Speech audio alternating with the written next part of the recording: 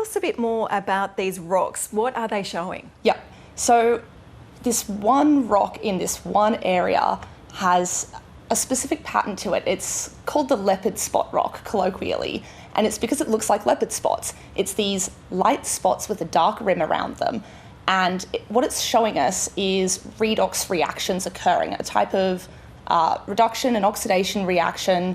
It's a transfer of electrons, but it's interesting because we've got this and some organic matter detected in this one rock, and it's unlike anything else we've ever seen on Mars before. So these rocks, they're not fossils as such, they're something else. They're something else. So at the moment, we're calling it a potential biosignature, but a biosignature is just anything that tells us that life was once there. So sometimes these are fatty acids, sort of oily molecules.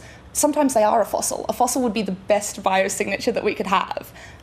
Well, other than something actually alive. But what we're really thinking about in rocks like this and in these samples is the potential that the molecules in them are telling us that life was there. We don't know for certain just yet, but that's what we're hoping. So we shouldn't quite take this as proof of life? No, you can't call it aliens just yet. So why was this area in particular was selected to actually be looked at further? So when they were deciding where the Perseverance rover should go, once they'd decided Jezero Crater was a good place to look because it had a river coming in, it had a delta, all these wet environments are good places for life. The other areas that they thought they could look at after looking in that delta were up the river that comes into the delta and around there. And this specific area stood out because it's really bright on the orbital imagery. And the unit of rocks that it is in is called Bright Angel because it's so bright.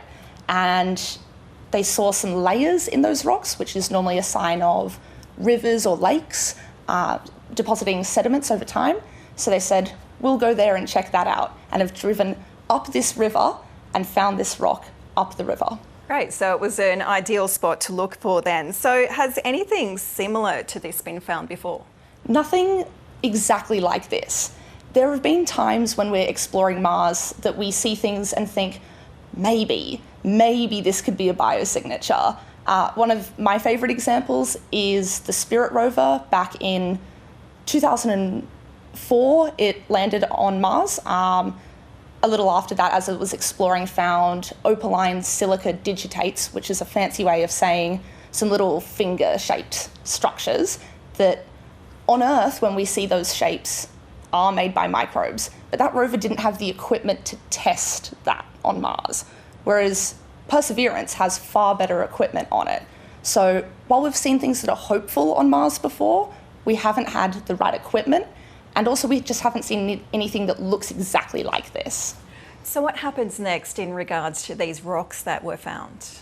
So when they found the rock, which is a little over a year ago now, they took a core sample, so a small piece of rock that they drilled out, and that is with the rover. And the original hope with the Perseverance rover is that through a number of missions, they would return the samples back to Earth for study. Scientists really don't like making any rash statements, so we'd want to study things back on Earth to really definitively say that is evidence of life.